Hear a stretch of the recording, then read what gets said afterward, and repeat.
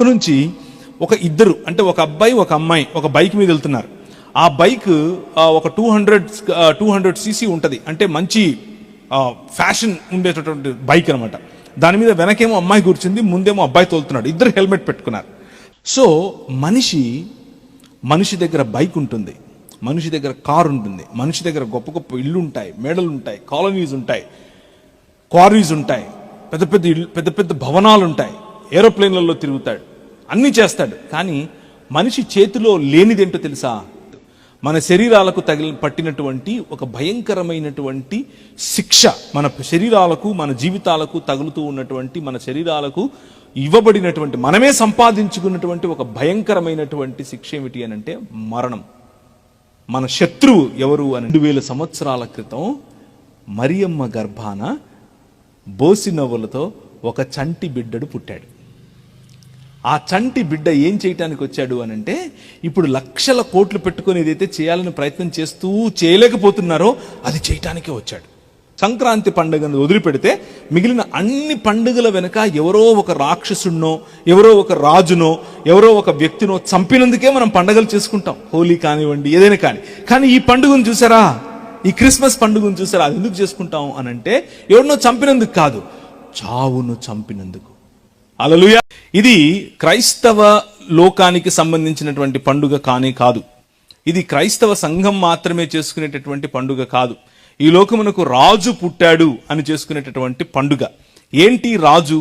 ఏంటి ఈ రాజుకున్నటువంటి ఘనత? ఏంటి ఈ రాజు చేసింది ఏమిటి? మా కోసం మమ్మల్ని పరిపాలించిన సందర్భాలు ఎక్కడున్నాయి అన్న ప్రశ్నలు మీలో రావచ్చు. కాబట్టి ఈరోజు సాయంకాలం కొన్ని విషయాలు మీతో పంచుకుని నేను కరెక్ట్గా ఇప్పటి నుంచి ఒక 45-50 నిమిషాల్లో నేను ముగించేస్తాను.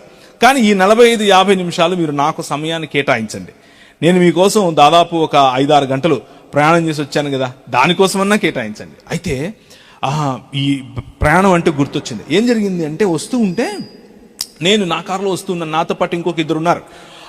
మేము ముగ్గురం కలిసి ప్రయాణం చేస్తూ వస్తున్నాం.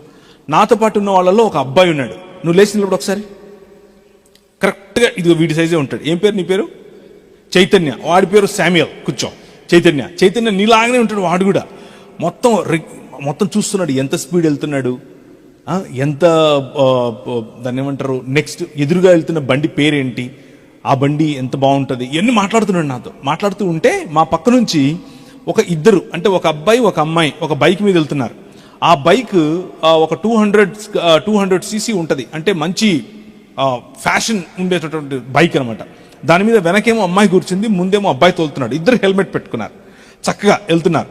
నేను చూస్తే నా స్పీడోమీటర్ మీద అంటే స్పీడ్ ఎంత ఉంది అని చూస్తే నేను దాదాపు 100 వరకు ఉన్నాను. అంటే 80 దాటి 100కి మధ్యలో ఉన్నాను. నేను అనుకున్నాను నేనే చాలా స్పీడ్ వెళ్తున్నాను, కానీ నన్ను దాటేసి వాళ్ళు వెళ్ళిపోయారు. వెళ్తూ ఉంటే నేను కొద్ది దూరం వెళ్ళాను. కొద్ది దూరం వెళ్ళిన తర్వాత వాళ్ళకు దగ్గరగా వెళ్ళకూడదు అని నా మనసు చెప్పింది. నేను కొంచెం దూరం ఆగాను, కొంచెం స్లో చేసి వీడు శామ్యుల్కి చెప్పాను, శామ్యుల్ చూసావా వాళ్ళు చాలా స్పీడ్ వెళ్తున్నారా అంటే, అవును డాడీ, కొట్టు డాడీ అంటున్నాడు. కొట్టు వెళ్ళిపోదాం, ఇంకా స్పీడ్ వెళ్ళిపోదాం. వద్దురా, ఇలా వెళ్ళే వాళ్ళ దగ్గర ఏం చేయాలి తెలుసా, మనము కొంచెం దూరం ఉండాలి. ఎందుకు అని అంటే వాళ్ళకి ఏమైనా కానీ వాళ్ళు పొరపాటున స్కిడ్ అయి పడ్డారనుకో మన బండి కిందకే వస్తారని చెప్పాను. మన బండి కిందకే వస్తారు. లేనిపోంది మనం ఎక్కడికి వెళ్ళాలి ఇప్పుడు? ఏ ఊరికి వెళ్ళాలి? రామచంద్రాపురంకి వెళ్ళి వాక్యం చెప్పాలి. మధ్యలో ఏమన్నా అయిందనుకోండి మనం అక్కడ పోలీస్ స్టేషన్లో కూర్చోవాల్సి ఉంటుంది. వద్దులే అని చెప్పేసి నేను మెల్లిగా కొంచెం వాళ్ళని వెనకే ఉన్నాను. వాళ్ళు నాకు కనిపిస్తూ ఉన్నారు, కానీ నేను మెల్లిగా వెళ్తున్నాను. ఏమైందో తెలుసా, నేను అనుకున్నట్లే ఒక 15 నిమిషాల లోపలలోనే ఇంకొక బైక్కి వాళ్ళు తగులుకుని కింద పడ్డారు. ఒక 10 పల్టీలు కొట్టారు. వాళ్ళ బైక్ అలా జారుకుంటూ వెళ్ళిపోయింది. నా కళ్ళ ముందు కనిపిస్తూ ఉంది. నేను స్లో చేసేసుకున్నాను మెల్లిగా. అయితే తలకు హెల్మెట్ పెట్టుకున్నారు కాబట్టి వాళ్ళిద్దరు చనిపోలేదు. వాళ్ళున్న స్పీడ్కి నిజానికి ఒకవేళ తలకు హెల్మెట్ కనుక పెట్టుకోకుండా ఉంటే రక్తసిక్తం అయిపోయేది, అక్కడ అవలేదు. సో మనిషి దగ్గర బైక్ ఉంటుంది, మనిషి దగ్గర కారు ఉంటుంది, మనిషి దగ్గర గొప్ప గొప్ప ఇళ్ళు ఉంటాయి, మేడలు ఉంటాయి, కాలనీస్ ఉంటాయి, క్వారీస్ ఉంటాయి, పెద్ద పెద్ద భవనాలు ఉంటాయి, ఏరోప్లేన్లలో తిరుగుతాడు, అన్నీ చేస్తాడు. కానీ మనిషి చేతిలో లేనిదేంటో తెలుసా? తన జీవితం. ఎప్పుడు ఎక్కడ ఆరిపోతుందో తెలీదు. ఎప్పుడు ఎక్కడ ఏ విధంగా అంతమవుతుందో తెలియదు. మన శరీరాలకు పట్టినటువంటి ఒక భయంకరమైనటువంటి శిక్ష, మన శరీరాలకు మన జీవితాలకు తగులుతూ ఉన్నటువంటి, మన శరీరాలకు ఇవ్వబడినటువంటి, మనమే సంపాదించుకున్నటువంటి ఒక భయంకరమైనటువంటి శిక్ష ఏమిటి అనంటే మరణం. మన శత్రువు ఎవరు అనంటే మరణం. చచ్చిపోతాం. ఎంత కష్టపడినా, ఎంత చేసినా, ఎంత సంపాదించినా, ఎంత గొప్పగా మనం బ్రతికినా, లాస్ట్కు మనము 100% మన జీవితంలో జరిగేది ఒకటి ఉంది. అదేంటంటే చావు. చచ్చిపోతాం. దీని నుంచి ఎలా విడిపింపబడాలి, ఈ చావు నుంచి ఎలా బయటపడాలి అనేదే ప్రధానమైన ప్రశ్న. చాలా మంది అలాగే ఆలోచిస్తున్నారు. అయితే నాకు చాలా మంది ఫ్రెండ్స్ ఉన్నారు. ఆ ఫ్రెండ్స్లో కొంతమంది డాక్టర్స్ ఉన్నారు, కొంతమంది సైంటిస్టులు ఉన్నారు, అమెరికా దేశంలో ఉన్నారు, అలాగే యూకేలో ఉన్నారు, చాలా మంది ఉన్నారు. వాళ్ళు ఏం చేస్తున్నారంటేనే ఎప్పుడూ చనిపోకుండా ఉండేటటువంటి జీవితం, ఎప్పుడూ చనిపోకుండా ఉండేటటువంటి శరీరం కోసం వాళ్ళు కొన్ని లక్షల డాలర్లు, కొన్ని కోట్ల డాలర్లు ఖర్చు పెడుతున్నారు. $1 ఎంతో తెలుసా? 80 రూపాయలు, 85 రూపాయలు. అంటే 100 రూపాయలు వేసుకుందాం మనకు అర్థం అవటం కోసం. $1,00,000 ఎంత అవుద్ది? $1,00,000 ఎన్ని రూపాయలు అవుతాయి? 1,00,000 ఇంటూ 100 అంటే 100 ఎంత అవుద్ది? ₹1,00,00,000. అర్థమైందా? 1,00,000 అంటే కోటి, వాళ్ళ కోటి అంటే 100 కోట్లు, వాళ్ళ 100 కోట్లు అంటే అగ మనం లెక్క పెట్టుకుంటూ కూర్చోవాలి. అన్ని కోట్లు ఖర్చు పెడుతున్నారు సంవత్సరానికి. ఎందుకో తెలుసా? ఎప్పుడూ చచ్చిపోకుండా ఉండేటటువంటి జీవితం కావాలి. ఒక ఆయన అయితే, నాకు తెలిసిన ఆయనే, నాకు బాగా తెలుసు, వీళ్ళందరితో నాకు పరిచయం ఉంది. ఆయన అన్ని కోట్లు పెట్టి ఏం చేస్తున్నాడు అనంటే బ్రెయిన్, ఈ మన బ్రెయిన్ ఉంటుందే, ఆ బ్రెయిన్ను ఒక చిప్లో ఎక్కిస్తున్నాడు. ఒక చిప్లో. ఎందుకు అనంటే నేను చచ్చిపోయిన తర్వాత, నేను చచ్చిపోతున్నాను అనంగా ఈ బ్రెయిన్ను ఎక్స్పోర్ట్ చేసి ఇంకొక శరీరంలోనికి పెట్టాలని. కాళ్ళు ఇరిగాయా? కొత్త కాళ్ళు. చేతులు ఇరిగాయా? కొత్త చేతులు. గుండె పోయిందా? కొత్త గుండె. మూత్రపిండాలు పోయాయా? అసలు అవసరం లేదు మూత్రపిండం, తిన్నట్లుగా వెళ్ళిపోద్ది బయటికి, అంతే. నాకు రుచి మాత్రం తెలుసుద్ది. రుచి తెలియడం కోసం ఏం కావాలి? బ్రెయిన్ కావాలి. సో ఇదంతా కాదు, ఓన్లీ బ్రెయిన్ మాత్రమే ప్రిజర్వ్ చేసుకుని ఒకానొక రోజు మనము ఎప్పటికీ చనిపోనటువంటి, ఎప్పుడూ బ్రతికుండేటటువంటి మానవులను తయారు చేసుకోవాలి అని చెప్పి సైంటిస్టులు కొన్ని 100 కోట్లు, లక్షల కోట్లు పెడుతున్నారు. అయితే 2000 సంవత్సరాల క్రితం మరియమ్మ గర్భాన బోసి నవ్వులతో ఒక చంటి బిడ్డడు పుట్టాడు. ఆ చంటి బిడ్డ ఏం చేయటానికి వచ్చాడు అనంటే, ఇప్పుడు లక్షల కోట్లు పెట్టుకొని ఏదైతే చేయాలని ప్రయత్నం చేస్తూ చేయలేకపోతున్నారో అది చేయటానికే వచ్చాడు. ఈ లక్షల కోట్లు సంపాదించినా కానీ చేయలేనటువంటి నిత్య జీవం, ఎప్పుడూ చనిపోనటువంటి శరీరం, ఎప్పుడూ చనిపోనటువంటి జీవితం, ఎప్పటికీ దేవుని సన్నిధిలో బ్రతికేటటువంటి జీవనం కావాలి అనంటే యేసు క్రీస్తులో మాత్రమే సాధ్యం. అదే క్రిస్మస్. క్రిస్మస్ ఎందుకు జరుపుకుంటున్నారు ఈ ప్రపంచమంతా అంటే, నువ్వు ఇంకెప్పుడు చనిపోకుండా ఉండటం కోసం, నీవు ఎప్పుడూ కూడా దేవునితో ఎప్పటికీ బ్రతికి ఉండాలి అనే ఒకే ఒక్క కాంక్షతో మనిషి బ్రతుకుతూ ఉంటే, ఆ వరం ఇవ్వటం కోసం దేవుడు మనిషిగా వచ్చాడు. చూసారా? అదే క్రిస్మస్ అని అంటే. ఇది మతం కాదు, ఇది ఇంకో కొత్త మతం కాదు. ఇది మనిషిని నిజంగా మనిషిగా మార్చటానికి, మనిషి నిజంగా మనిషిగా బ్రతకటానికి ఇచ్చేటటువంటి పిలుపు. ఆ పిలుపే క్రిస్మస్. దాన్నే క్రిస్మస్ పండుగ అని పిలుస్తారు. ప్రతి పండుగకు వెనుక ఒక కథ ఉంటుంది. ఉదాహరణకు మనము దీపాలు పెట్టే పండుగ చేసామనుకోండి, దాని వెనుక ఫలానా రాక్షసుడిని చంపాం కాబట్టి మేము పెడుతున్నాం అని చెప్తాం. లేకపోతే మనం దసరా పండుగ చేసామనుకోండి, దాని వెనుక ఫలానా రాక్షసుడు, వాడు మన మీద చేసినటువంటి దాడి, వాడిని చంపాం కాబట్టి మనం ఇంకొక పండుగ చేసుకుంటున్నాం అని చెప్తాం. సంక్రాంతి పండుగను వదిలిపెడితే మిగిలిన అన్ని పండుగల వెనుక ఎవరో ఒక రాక్షసుడినో, ఎవరో ఒక రాజునో, ఎవరో ఒక వ్యక్తినో చంపినందుకే మనం పండుగలు చేసుకుంటాం. హోలీ కానివ్వండి, ఏదైనా కానీ ఈ పండుగను చూసారా, ఈ క్రిస్మస్ పండుగను చూసారా, అది ఎందుకు చేసుకుంటాం అనంటే ఎవరినో చంపినందుకు కాదు, చావును చంపినందుకు. హల్లెలూయా. చావును చంపినందుకు మనం క్రిస్మస్ చేసుకుంటాం. చావును చంపటానికి ఎవరో వచ్చారు. చావును చంపేందుకు, చావును చంపిన తర్వాత ప్రజలు ఇంకెప్పుడు చనిపోకుండా ఉండే జీవితాన్ని జీవించడం కోసం క్రిస్మస్ అనే పండుగ చేసుకుంటాం. ఆ పండుగ గురించే ఈరోజు మాట్లాడుకుంటున్నాం. ఓకేనా? కొద్ది నిమిషాలు ఇస్తారా మరి? ఆ కొద్ది నిమిషాల్లోనే మీకు చెప్పే ప్రయత్నం చేస్తాను. అయితే ఎందుకు అసలు చచ్చిపోవాలి మనిషి, చెప్పండి? ఎందుకు చనిపోవాలండి మనిషి? నా కళ్ళ ముందే ఈ బైక్లో వచ్చినటువంటి వాళ్ళిద్దరూ ఎందుకు అలా దొల్లుకుంటూ చావు బ్రతుకుల్లోకి వెళ్ళిపోవాలి? అవసరం ఏంటి? కింద పడితే పడ్డారు, లేసి అలా దులుపుకొని మళ్ళీ వెళ్ళిపోవచ్చుగా. ఎందుకు అలా చనిపోవాలి వాళ్ళు? ఎందుకు అంటే, ఇప్పుడు జాగ్రత్తగా వినండి. మనుషులు ఎందుకు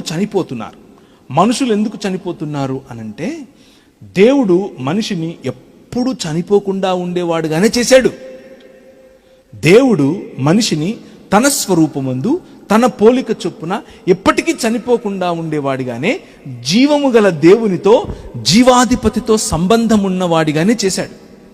కానీ మనిషి ఏం చేశాడు అనంటే, దేవుడిచ్చినటువంటి ఈ ఆధిక్యత, దేవుడిచ్చినటువంటి ఈ సమాధానం, దేవుడిచ్చినటువంటి ఈ సంబంధం నుంచి దూరమయ్యాడు. ఎందుకు దూరమయ్యాడో తెలుసా? మనిషి ఏమన్నాడు అనంటే, నువ్వు చెప్తే నేను చేయడం ఏంటి, నాకు తెలియదు ఏంటి, నేను ఏంటి చేయాలో, నువ్వు చెప్పాలా నాకు అన్నాడు. మనిషి దేవుని యొక్క సంబంధం నుంచి దూరం అవటానికి గల కారణం ఏమిటి అనంటే, మనిషి దేవుణ్ణి తిరస్కరించటం, నువ్వు నాకు అక్కర్లేదు అని చెప్పటం, నువ్వు చెప్తే నేను చేయను, నా ఇష్ట ప్రకారంగానే నేను బ్రతుకుతాను అనటం. దాన్నే ఏమంటారు అనంటే పాపం అంటారు. ఏమంటారు? మళ్ళీ చెప్పండి, ఏమంటారు? పాపం అంటే చుట్టా బీడీ సిగరెట్ తాగటం, లేకపోతే మందు కొట్టడం, లేకపోతే సాయంకాలం అయితే సీరియల్ చూడటం, మొగలి పొదలు, ఇంకేంటి కొత్త సీరియల్ చెప్పమ్మా, ఏంటమ్మా, కార్తీక దీపం 2 ఇలాంటివన్నీ చూడటం కాదు. అది కాదు పాపం అంటే. ఇదంతా ఏంటంటే పాపం వలన వచ్చినటువంటి పర్యవసానం, పాపంలో పడిపోయిన కారణం చేత మనం ఏర్పరచుకున్నటువంటి వ్యవస్థలు ఇవి. పాపం ఏంటి అనంటే, దేవుడిని కాకుండా దేవుని స్థానంలో మనిషిగా మనల్ని మనం ఉంచుకోవటం, దేవుడి స్థానంలో పుట్ట పెట్టడం, దేవుడి స్థానంలో పాము పెట్టడం, దేవుడి స్థానంలో ఎలుగుబంటి పెట్టడం, దేవుడి స్థానంలో కోతి పెట్టడం, దేవుడి స్థానంలో ఏనుగు పెట్టడం, దేవుడి స్థానంలో మనిషి పెట్టడం. దేవుడు మనిషిని తన స్వరూపముగాను తన పోలికగాను చేసుకుని, నువ్వు నా బిడ్డవురా, ఈ ప్రపంచాన్ని ఏలు, ఈ ప్రపంచాన్ని నేను నీకు ఇస్తున్నాను, నువ్వు ఏలు అని చెప్పాడు. మీ దగ్గర బైబిల్ ఉందా? ఎవరైనా తీసి చదువుతారా? కీర్తనల గ్రంథం 115వ అధ్యాయం. ఆకాశములు యెహోవా వశము, భూమిని ఆయన నరులకు ఇచ్చి ఉన్నాడు. ఎవరికి ఇచ్చాడు? మీకే ఇచ్చాడు. భూమి మీద ఏమని చెప్పాడు? ఎక్కడ చెప్పాడు? ఆదికాండం తీయండి. ఆదికాండం అంటే మొట్టమొదటి చాప్టర్, ఫస్ట్లోనే వెళ్ళిపోవాలి. మొదటి అధ్యాయం, ఒకటో అధ్యాయం. బైబిల్ గ్రంథంలో ఉన్నటువంటి ఆదికాండంలో మొదటి అధ్యాయం 16 నుంచి చదువుమా. 1వ అధ్యాయం 16 నుంచి చదువు.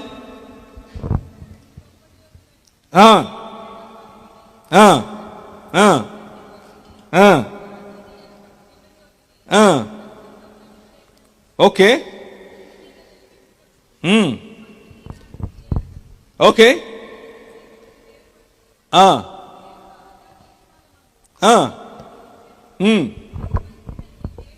అది మంచిది అని దేవుడు చూచాడు. ఓకే,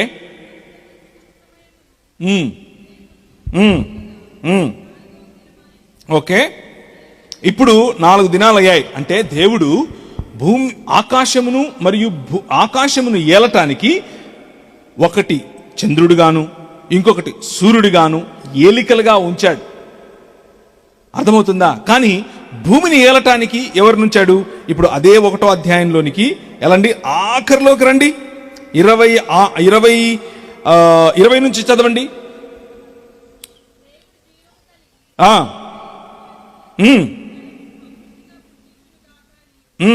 పక్షులు భూమిపైని ఆకాశ విశాలంలో ఎగురునుగాక అని పలికిన దేవుడు జలములలో వాటిని జాతి ప్రకారము జలములు సమృద్ధిగా పుట్టించి మహా మత్స్యములను జీవమును కలిగించి చలించు వాటినిటిని దాని జాతి ప్రకారము రెక్కలు గల ప్రతి పక్షిని సృజించాడు. ఇప్పుడు 22, దేవుడు మీరు ఫలించి అభివృద్ధి పొంది సముద్ర జలములలో నిండి ఉండండి అని చెప్పాడు. దేవుడు వాడి జాతి ప్రకారం వాటిని దీవించాడు. అయితే దేవుడు 26వ వచనం, మనస్వరూపమందు మన పోలిక చొప్పున నరులము చేయుదుము రండి అని సముద్రపు చేపలను ఆకాశ పక్షులను పశువులను సమస్త భూమిని భూమి మీద ప్రాకు ప్రతి జంతువును ఏలుదురుగాక అని పలికాడు. దేవుని తన స్వరూపమందు నరుని సృజించాడు. దేవుని స్వరూపమందు వారిని సృజించాడు. స్త్రీని గాను పురుషుని గాను వాడిని సృజించాడు. దేవుని వారిని ఆశీర్వదించాడు. ఏమని ఆశీర్వదించాడో తెలుసా? మీరు ఫలించండి, మీరు అభివృద్ధి పొందండి, మీరు విస్తరించండి, భూమిని నిండించండి, మరి దానిని లోబరచుకోండి, ఏలండి అని చెప్పాడు. ఏలండి అని దేవుడు భూమిని మన చేతికిస్తే మనం ఏం చేశాము అని అంటే, లేదు లేదు లేదు లేదండి, మేము నువ్వు చెప్తే ఏలము, మా ఇష్ట ప్రకారం ఏల్తాము అని చెప్పి అంధకార సంబంధమైన దురాత్మ సమూహముల చేతికి మన భూమిని, మన పరిపాలనను, మనల్ని మనము కూడా ఇచ్చుకున్నాం. కాబట్టి మనం ఏమయ్యాము అనంటే, చెట్టుకు దాసోహం, పుట్టకు దాసోహం, పాముకు దాసోహం, జంతువుకు దాసోహం, ఎగిరే పక్షికి దాసోహం, నడిచే జంతువుకు దాసోహం, ఈదే చేపకు దాసోహం అంటూ సృష్టిలో ఉన్న ప్రతి ఒక్కదానికి దాసోహం అయ్యాం. ఇదే మనిషి చేసుకున్నటువంటి పాపం. దీన్నే ఏమంటారు అనంటే విగ్రహారాధన అంటారు. ఏమంటారు? విగ్రహారాధన అనంటే ఏమిటి అనంటే, వేరు వేరు మతములు స్థాపించుకోవటం మాత్రమే కాదు. విగ్రహారాధన అనంటే దేవుని స్థానంలో దేవునికి తప్ప మనిషికి, సృష్టిలో ఉన్నటువంటి దేనికైనా సరే మనం ఇచ్చామనుకోండి ఆ స్థానాన్ని, అది విగ్రహారాధనే. అందులో భాగమే కులం, అందులో భాగమే మతం, అందులో భాగమే పరువు, అందులో భాగమే ప్రతిష్ట, అందులో భాగమే మనం సంపాదించుకున్న ధనం అనే వ్యవస్థ, అందులో భాగమే మనం సంపాదించుకున్న విద్య అనే వ్యవస్థ, అందులో భాగమే మనకున్నటువంటి వేరు వేరు డినామినేషన్స్ అనేటటువంటి వ్యవస్థలు. ఇవన్నీ కూడా విగ్రహములే. వాటికి దాసోహమైన మనిషి దేవునికి దూరం అయిపోయాడు. దేవునికి దూరం అయిపోయిన మనిషి వీటికి దాసోహం అయిపోయి, వాటికి బానిస అయిపోయి బ్రతుకుతున్నాడు. కానీ దేవుడు వాళ్ళని అలా చూస్తూ ఊరుకోలేదు, వాడిని వదిలేయలేదు. అన్నాడు, నేను మిమ్మల్ని కాపాడతాను, నేను మిమ్మల్ని రక్షిస్తాను, నేను మిమ్మల్ని తిరిగి నా కుటుంబంగా చేసుకుంటాను. నా కుటుంబంగా చేసుకోవటానికి నేనే స్వయంగా మీతో ఒక నిబంధన చేస్తాను, అంటే ఒక వాగ్దానం చేస్తాను. ఏంటా వాగ్దానం అని చూస్తే, మనుషులు భయంకరమైనటువంటి పాపం చేస్తూ దేవుని స్థానాన్ని దేవునికి కాకుండా మనుషులకు, మిగిలిన సృష్టికి ఇచ్చిన కారణం చేత పశుప్రాయులైపోయారు. పశుప్రాయులైపోయారు. మీరు తీసిన మళ్ళీ చదవండి, 115వ కీర్తన 3 నుంచి చదవండి. 3 నుంచి, మా దేవుడు ఆకాశమందున్నాడు, వారి విగ్రహములు కేవలము, చదవండి, వెండి బంగారములు, అవి మనుష్యుల చేతి పనులు, వాటికి నోరుంటుంది కానీ మాట్లాడలేవు, కన్నులుంటాయి కానీ చూడలేవు, చెవులుంటాయి కానీ వినలేవు, ముక్కులుంటాయి వాసన చూడలేవు, చేతులుంటాయి పని చేయలేవు, కాళ్ళుంటాయి నడవలేవు, గొంతుకతో మాట్లాడలేవు. వాటిని చేసుకునేవారు, వాటి యందు నమ్మకం, విశ్వాస్యత చూపించేవారు వాటి వంటి వారే. అంటే కళ్ళుంటాయి కానీ చూడలేరు వీళ్ళు, నోరుంటుంది కానీ మాట్లాడలేరు, గొంతుకుంటుంది కానీ అరవలేరు, చేతులుంటాయి పని చేయలేరు, కాళ్ళుంటాయి నడవలేరు, కళ్ళ ముందే సమాజంలో అకృత్యాలు జరుగుతూ ఉంటాయి, మాట్లాడరు. కళ్ళ ముందే పక్కింట్లోనే వాడు తిన్నాడా లేదా నాకేంటి అంటాడు, అమ్మ బతుకుందా లేదా నాకేంటి అంటాడు. విగ్రహముల యొక్క ప్రభావం ఇది. జీవము గల దేవుణ్ణి విడిచిపెట్టిన వారు సంబంధములను విడిచిపెడతారు. జీవము గల దేవుణ్ణి విడిచిపెట్టిన వారు బ్రతికి ఉన్నా చచ్చిన వారిలాగే ఉంటారు, జీవోత్సవాలులాగా బ్రతుకుతారు. జీవోత్సవాల వంటి సమాజములుగా మారిపోతాం మనం. అలాంటి జీవోత్సవములైన సమాజముగా మారిపోయినటువంటి సమాజాలను తిరిగి బ్రతికించటానికి ఒకరు రావాలి. దేవుడు అన్నాడు, ఆయన గురించి చూస్తున్నటువంటి ప్రజలన్నారు, ప్రార్థన చేశారు, అయ్యా నువ్వు ఈ గగనాన్ని వంచుకొని రావాలి, నువ్వు ఈ గగనాన్ని చీల్చుకొని రావాలి, రాకపోతే మా బతుకులు ఏమైపోతాయి అని అన్నారు. అప్పుడు రావాలి రావాలి రావాలి అని చేస్తున్న ప్రార్థనకు సమాధానంగా నేను వస్తాను అని అన్నాడు. ఎలా వస్తాను అని అన్నాడంటే, ఆయన చేసిన ప్రతిజ్ఞ, మొట్టమొదటి ప్రతిజ్ఞ నోవహుతో చేశాడు. ఎక్కడ చేశాడు? ఆదికాండంలో 5, 6, 7, 8 అధ్యాయాలు గనక మీరు చూస్తే, మొట్టమొదటి పుస్తకంలోనే ప్రజలు చనిపోకుండా ఉండటం కోసం, మిమ్మల్ని చంపేందుకు కాదు నేనున్నది, అనేక దేవీ దేవతలు ఉన్నారు, వారు చంపటానికి, వారు చేతిలో కత్తులు, కటారులు, బాణములు, గదలు పెట్టుకొని వస్తారు, కానీ నేను చంపేవాడిని కాదు, నేను రక్షించేవాడిని అని చెప్పి మనుష్యుల కోసం ఒక నావ తయారు చేయించి, ఒక ఓడ తయారు చేయించి అందరినీ కాపాడటం కోసం ప్రణాళికగా మొట్టమొదటి నిబంధన అంటే వాగ్దానం చేశాడు. ఏమని? నేను నిన్ను రక్షిస్తాను అని చెప్పాడు. నువ్వు చావకుండా ఉండటానికి నీకు నిత్యము జీవం, నిత్యము బ్రతికి ఉండేటటువంటి జీవితం ఇస్తాను అని ఆ రోజు మొదలుపెట్టాడు. ఆ తరువాత మళ్ళీ ఏమైంది అని అంటే, బ్రతికినటువంటి మనుషులు మళ్ళీ అదే విగ్రహారాధనలో పడ్డారు. మళ్ళీ దేవుణ్ణి విడిచిపెట్టి తమ సొంత మార్గములను వెతుక్కోగానే వారికి ఒక నాగరికత ఏర్పడింది. ఆ నాగరికత పేరు మెసొపొటేమియా నాగరికత. అదే సమయంలో మన భారతదేశంలో కూడా సింధు నాగరికత మొదలైంది. ఈ నాగరికతల మధ్య అనేకమైన వర్తక వ్యాపార సంబంధాలు ఉన్నాయి. వాళ్ళు మాట్లాడుకునేవాళ్ళు, వాళ్ళు ఇక్కడున్నటువంటి కోతులు, నెమళ్ళు అక్కడికి అమ్మేవాళ్ళు, ఇక్కడున్నటువంటి యాలకులు, ఇక్కడున్నటువంటి దాన్ని ఏమంటారు, సుగంధ ద్రవ్యాలు అమ్మేవాళ్ళు. ఆ జాతిలో నుంచి ఒకరిని పిలిచాడు. అనగా మనము అందరము కలిసి ఉన్నటువంటి ఒకే ప్రపంచంలో నుంచి ఒకరిని పిలిచాడు. ఆయన పేరు అబ్రహాం. ఆయనతో నిబంధన చేశాడు. ఏమని చేశాడు తెలుసా? నీ ద్వారా నిన్ను ఆశీర్వదిస్తాను, నిన్ను ఆశీర్వదిస్తాను, నిన్ను ఆశీర్వదిస్తాను, నిన్ను ఆశీర్వదిస్తాను. ఇక్కడ కూర్చున్న ప్రతి ఒక్క కుటుంబాన్ని ఆశీర్వదించడం కోసం ఆయన కొన్ని వేల సంవత్సరాల క్రితమే అబ్రహాము అని ఆయన చెప్పాడు. నీ ద్వారా సకల లోకములను ఆశీర్వదిస్తాను. ఇది ఆదికాండం 12వ అధ్యాయంలో మీరు చదవచ్చు. ఇంటికి వెళ్ళిన తర్వాత చదువుకోండి. నీ ద్వారా సకల వంశాలను ఆశీర్వదిస్తాను, నీ ద్వారా సకల కుటుంబాలను ఆశీర్వదిస్తానని చెప్పాడు. ఆ తర్వాత ఆయనకి ఏం చెప్పాడు అని అంటే, నీకు పిల్లలు పుడతారు, నీ పిల్లలు పెద్దలు అవుతారు, నీ పిల్లల పిల్లలు పిల్లల పిల్లల పిల్లలు వాళ్ళు ఎక్కడుంటారో తెలుసా? ఈ మెసొపొటేమియా సామ్రాజ్యం అంతమైపోతుంది, ఈ రాజ్యం పోతుంది, ఇంకొక రాజ్యం వస్తుంది. ఎక్కడుంటుందో తెలుసా? ఆ రాజ్యము ఐగుప్తు రాజ్యం. అప్పటికే భారతదేశం ఐగుప్తుతో కూడా సంబంధం పెట్టుకుంది. నౌకలు, నావలు ఇవన్నీ కూడా ఐగుప్తుకి వెళ్తున్నాయి. ఐగుప్తులో మనం వర్తక వ్యాపారం చేస్తున్నాం, ఐగుప్తు ప్రజలతో మనం మాట్లాడుకుంటున్నాం, అక్కడి దేవీ దేవతలను మనం ఇక్కడికి ఇంపోర్ట్ చేసుకుంటున్నాం. అంటే మన మధ్యకు కూడా తెచ్చుకుంటున్నాం. మన మధ్యకు కూడా అక్కడున్న దేవీ దేవతలు వచ్చి రాజ్యం ఏలటం మొదలు పెట్టారు. 10 రకాలైన దేవీ దేవతలు అక్కడ ప్రజలపైన రాజ్యం చేస్తున్నాయి. ఆయన అన్నాడు, మీ పిల్లలు అక్కడికే వెళతారు, అక్కడ మీ పిల్లలను నేను 400 పైచిలుకు సంవత్సరాలు పెడతాను. ఎందుకో తెలుసా? నీ పిల్లల ద్వారా ఇప్పుడు మెసొపొటేమియా అనేటటువంటి ఈ ప్రపంచము నుండి ఐగుప్తు అనే ప్రపంచాన్ని ఆశీర్వదించడానికి అవసరమైనటువంటి ఒక రాజ్యంలోనికి నీ పిల్లల్ని తీసుకెళ్తానన్నాడు. అక్కడికి తీసుకెళ్ళాడు. అప్పుడు ఒక పెద్ద కరువు వచ్చింది. కరువు వస్తే ఆయన చేసిన వాగ్దానం కారణం చేత, తన పిల్లలు అక్కడ ఉన్న కారణం చేత అందరికీ భోజనం పెట్టారు, అందరికీ వైద్యం ఇచ్చారు, అందరికీ సుభిక్షత. ఆయన ప్రణాళిక మెల్లిమెల్లిగా ఇప్పుడు భారతదేశం వైపుకు వస్తుంది. జాగ్రత్తగా వినండి, మెల్లిమెల్లిగా వస్తుంది భారతదేశం వైపుకు. ఇప్పుడు ఒక మెసొపొటేమియా అయిపోయింది, ఐగుప్తు అయిపోయింది. ఇప్పుడు ఆ 10 రకాలైనటువంటి దేవీ దేవతల యొక్క వాళ్ళు చేస్తున్నటువంటి అకృత్యాల మధ్యలో నలిగిపోతూ ఉన్నటువంటి ఇశ్రాయేలును ఆయన అన్నాడు, మీరు బయటికి రండి, మిమ్మల్ని నేను పిలుస్తున్నాను అని చెప్పి ఆయన తనకు స్వకీయ సంపాద్యముగా, అంటే తను సంపాదించుకున్నటువంటి ప్రజలుగా ఇశ్రాయేలు అనే జనాన్ని పిలిచాడు.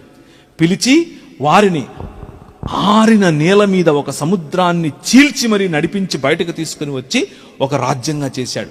ఆ రాజ్యంలో ఈయనే రాజు, వారు ప్రజలు. వారికి ఇంకే రాజు లేడు. మిగిలిన ప్రపంచాలన్నిటికీ రాజులున్నారు, కానీ ఈయనన్నాడు, నేనే మీకు రాజును, నేనే మీకు భర్తను, నేనే మీకు ప్రియుణ్ణి, నేనే మీకు కాపరిని, నేనే మీకు దేవుణ్ణి అని చెప్పాడు. అని వారిని అలా కాచుకుంటూ ఉంటే ఇశ్రాయేలీయులు అన్నారు, లేదండి, మాకు కూడా రాజు కావాలి అన్నారు.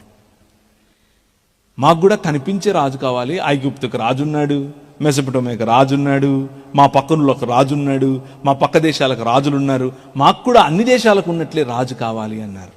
ఇప్పుడు మొదటి వాగ్దానం ఎవరితో చేశారు?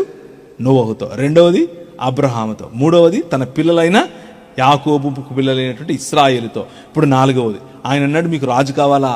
తీసుకోండి, మీరు రాజులు తీసుకోండి, మీకు కావాల్సిన రాజును తీసుకోండి అని చెప్పాడు. వాళ్ళేమో సౌలుని ఎన్నుకున్నారు, కానీ దేవుడు తన హృదయానుసారుడైనటువంటి దావీదుని ఎన్నుకున్నాడు. దావీదు అనే రాజును ఎన్నుకుని ఆయనకు చెప్పాడు, నీ ద్వారా, నీ కొడుకు ద్వారా నా కుటుంబాన్ని కడతాను, నా మందిరాన్ని మళ్ళీ కడతాను, నా రాజ్యాన్ని మళ్ళీ కడతాను అని చెప్పాడు. ఎందుకు అనంటే, దేవుడు ఈ భూమి ఆకాశములు అనే ఒక మందిరాన్ని తయారు చేసి ఆ మందిరములో తానే వచ్చి సింహాసనాసీనుడై కూర్చున్నాడు. ఆకాశము తన సింహాసనమట, భూమి తన పాదపీఠమట. అలా కూర్చున్నటువంటి దేవుణ్ణి తిరస్కరించిన మానవుడు భూమి ఆకాశముల మధ్య ఒక పెద్ద అగాధాన్ని సృష్టించాడు. కానీ ఇప్పుడు ఒక రాజు కావాలి, ఈ రెండిటిని కలిపే రాజు కావాలి. ఆ రాజే దావీదుకు చెప్పినటువంటి రాజు. దావీదుతో చేసిన నిబంధన ఏమిటి అని అంటే, నేను ఆ రాజును నీ కుటుంబంలో నుంచి పంపిస్తాను. ఆ రాజు వచ్చి ఏం చేస్తాడు అని అంటే, ఇప్పుడు బైబిల్ తీయండి, ఎఫెసీయులకు రాసిన పత్రిక 1వ అధ్యాయం 10వ వచనం.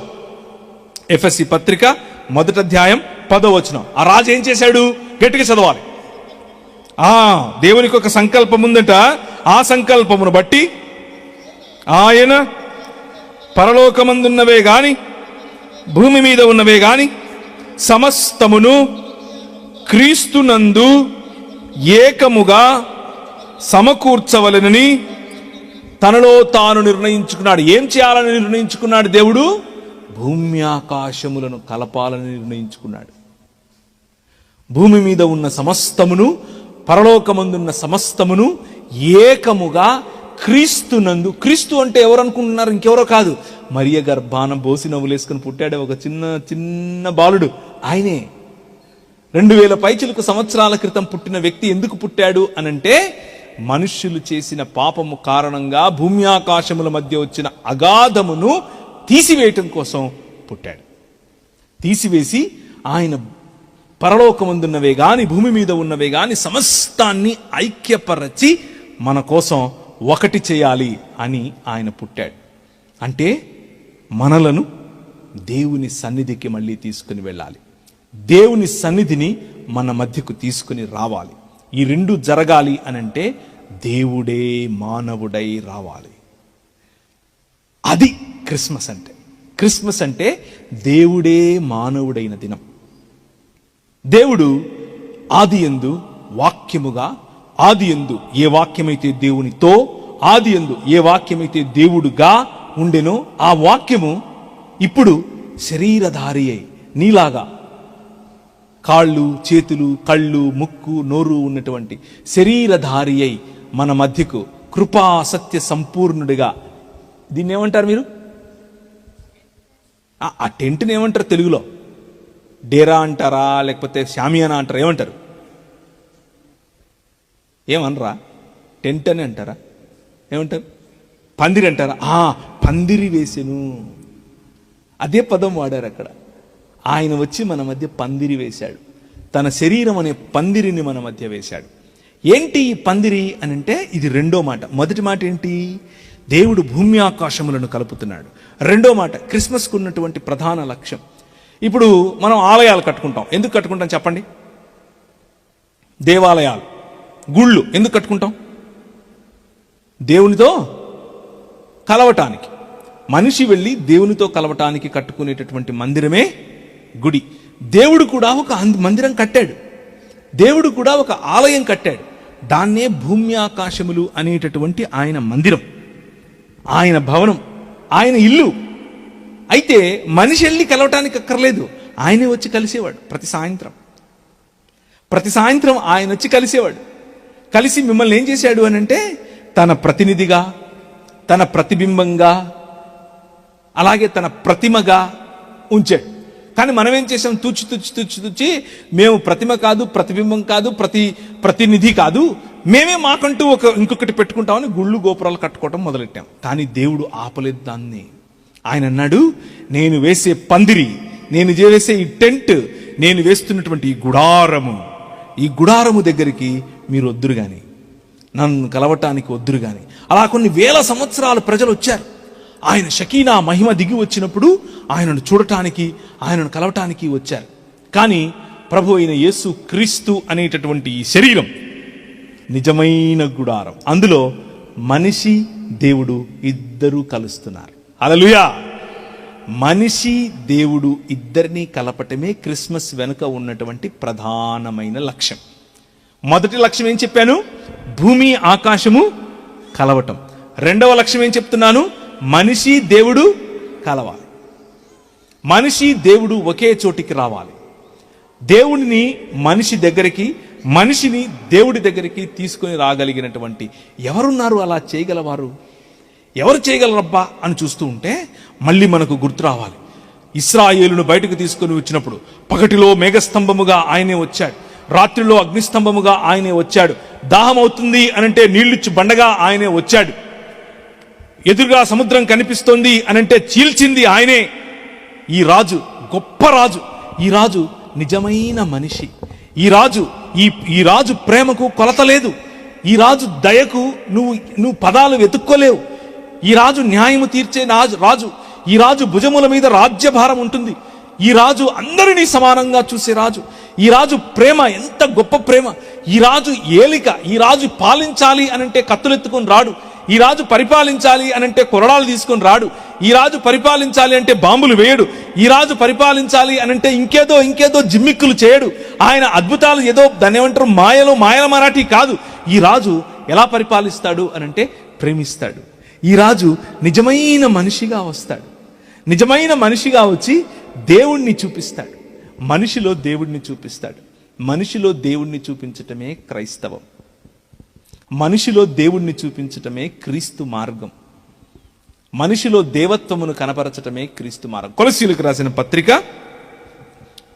రాసిన పత్రిక మొదటి అధ్యాయం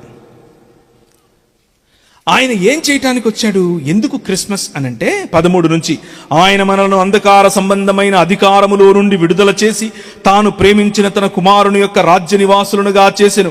ఆ కుమారుని యందు మనకు విమోచనము అనగా పాపక్షమాపణ కలుగుచున్నది. ఆయన అదృశ్య దేవుని స్వరూపి అయి సర్వ సృష్టికి ఆది సంభూతుడై ఉన్నాడు. ఏలయనగా ఆకాశమందున్నవియు భూమి అందున్నవియు దృశ్యమైనవి గాని అదృశ్యమైనవి గాని, సింహాసనములు, ప్రభుత్వములు, ప్రధానులు, అధికారులు సర్వము ఆయన యందు సృజింపబడ్డాయి. సర్వము ఆయన ద్వారా, ఆయనను బట్టి సృజింపబడ్డాయి. ఆయన అన్నింటికంటే ముందున్నవాడు, ఆయనే సమస్తమునకు ఆధారభూతుడు. సంఘము అను శరీరమునకు ఆయనే శిరస్సు. ఆయనకు అన్నిటిలోనూ ప్రాముఖ్యత కలుగు నిమిత్తము ఆయన ఆది నుండి మృతులలో నుండి లేచుటలో ఆది సంభూతుడయ్యాడు. ఆయన యందు సర్వ సంపూర్ణత నివసింపవలనని ఆయన శిలువ రక్తము చేత సంధి చేసి ఆయన ద్వారా సమస్తమును, అంటే అవి భూలోకమందునైనా పరలోకమందునైనా వాటన్నిటినీ ఆయన ద్వారా తనతో సమాధానపరచుకొనవలనని తండ్రికి అభీష్టమైంది. రెండవ మాట, మనుష్యులను దేవునితో సమాధానపరిచేటటువంటి దినమే క్రిస్మస్ దినం. మనుష్యులు పాపం చేసిన కారణం చేత దేవునికి దూరమైతే దేవుడే మనిషిగా వచ్చి మనుష్యుల పాపములను తన రక్తము చేత కడిగినటువంటి దినమే క్రిస్మస్ దినము. ఆయనకున్నటువంటి అభీష్టము, ఆయనకున్నటువంటి ఈ ఆలోచన, ఆయనకున్నటువంటి ఈ కోరికను నెరవేర్చటానికి, తండ్రి కోరికను నెరవేర్చటానికి కుమారుడు మరియ గర్భాన జన్మించాడు. మరియ గర్భాన జన్మించిన కారణం చేత మనము ఇప్పుడు దేవుని ప్రజలము అయ్యే అవకాశం ఉంది. రెండవ మాట, దేవునితో ప్రజలను కలపటానికి, ప్రజలతో దేవుణ్ణి కలపటానికి ఆయన ఈ లోకానికి వచ్చాడు. అది పాపమును పరిహరించటం కారణంగా మాత్రమే జరుగుతుంది. మనకు దేవునికి మధ్య ఉన్నటువంటి పాపమును తీసివేయటం కారణంగా మాత్రమే జరుగుతుంది. అనగా దేవునికి మనకు మధ్య ఉన్నటువంటి అంధకార సంబంధమైన దురాత్మ సమూహముల యొక్క పరిపాలన నుండి మనల్ని విడిపించడం ద్వారా మాత్రమే సాధ్యమవుతుంది. మూడో మాట, నేను త్వరగా ముగిస్తాను. నేను చెప్పినట్లే ఇప్పుడు 10 అయిపోయింది, ఇంకో 20 నిమిషాలే ఉంది, నేను ముగించేస్తాను. కానీ మీరు ఎక్కడికి వెళ్ళకండి, ఇక్కడే ఉండండి. పాలు పొంగిపోవు, అన్నం మాడిపోదు, ఏం కాదు, టెన్షన్ పడకండి. ఓకే, ఇప్పుడు మూడో మాట, చావు చావు చావు అనుకున్నామా? మనం చచ్చిపోతున్నారు అనుకున్నామా? ఈ చావును ఆపాలిగా. ఎలా ఆపాలి? ఒక ఆయన అన్నాడు మొన్న ఈ మధ్య, ఒక ఆయన తిరుగుతూ అందరితో చెప్తున్నాడు, 3 మేకలు కొట్టారు, 3 మేకలు పీక్కోలేకపోయాడు, ఏం దేవుడు ఈ దేవుడు అంటున్నాడు ఆయన. 3 మేకలు కొట్టడం కాదరా బాబు, మనుష్యుల పైన, మనుష్య సమాజముల పైన, మనుష్య జీవితాల పైన కొట్టినటువంటి మేకులను, ఆ మేకులు అనేటటువంటి, ఆ మేకుల యొక్క నిజమైన శక్తి అనేటటువంటి మరణం అనే మేకును పీకి పారేయటానికే ప్రభువైన యేసుక్రీస్తు ఈ లోకానికి వచ్చాడు. అర్థమైందా?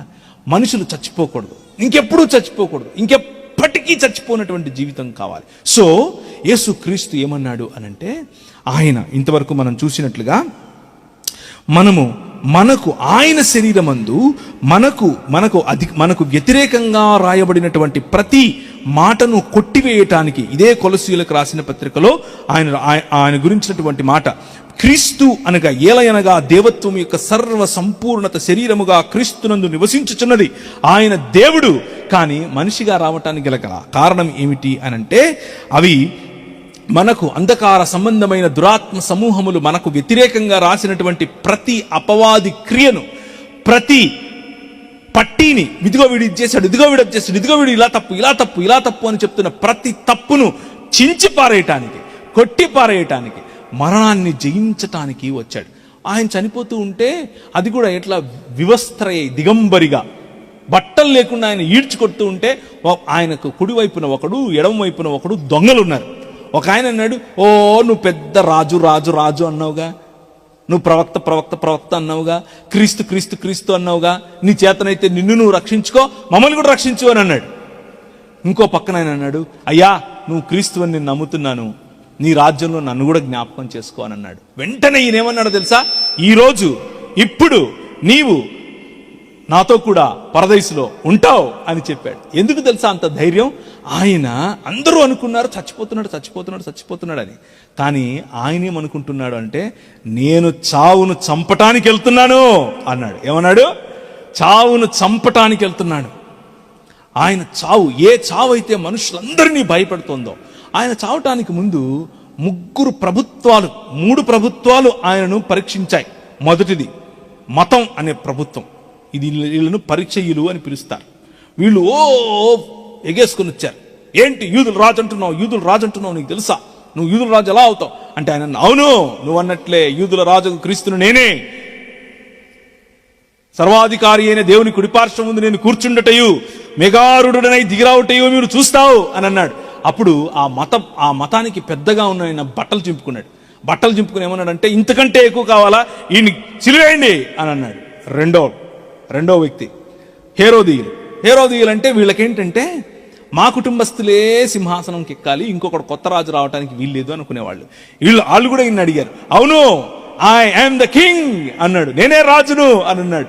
వాళ్ళు అన్నారు, ఇంతకంటే మాకు అక్కర్లేదు, మేము వీడిని సిలువ వేయాల్సిన అక్కర్లేదు, రోమీలకు అప్పగిప్పండి అని అన్నాడు. రోమీల దగ్గరికి తీసుకెళ్లారు. రోమా ప్రభుత్వం ఆ రోజుల్లో, ఇప్పుడు ఎక్కడి నుంచి ఉన్నాం మనం? మెసొపొటేమియా అయిపోయింది, ఐగుప్తు నాగరికత అయిపోయింది, ఇస్రాయేల్ అయిపోయింది.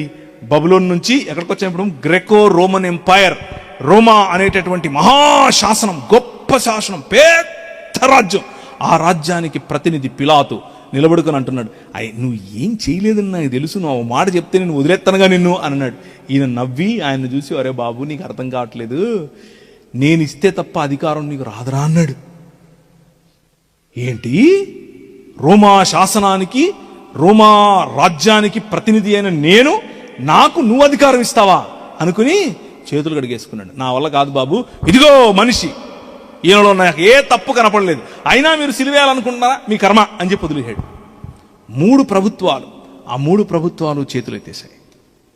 ఈయన చంపలేకపోయాయి. కానీ ఈయన స్వచ్ఛందంగా, మనుష్య కుమారుడు తనకు తానుగా తన జీవమును పెట్టుటకును దానిని తిరిగి తీసుకునుటకును ఈ లోకానికి వచ్చాడు. తన ప్రాణాన్ని పెట్టడానికి, దాన్ని తిరిగి తీసుకోవటానికి. ఎందుకంత చేయాలి అని అనుకుంటున్నారా? మీకోసమే, మైకుల ద్వారా వింటున్నటువంటి మీకోసమే. మీరెప్పుడూ చచ్చిపోకూడదు అని, మీరు చనిపోయినా బ్రతకాలని, ఎల్లప్పుడూ జీవించేటటువంటి జీవితాలు, ఎల్లప్పుడూ జీవించే శరీరాలు మీరు కలిగి ఉండాలి అని ఆయనకు ఒక తపన. ఆ తపన కోసం ఈ లోకానికి వచ్చాడు. మరణం అనేటటువంటి మీ శరీరాన్ని, మీ శత్రువును చంపటానికి ఈ లోకానికి వచ్చాడు.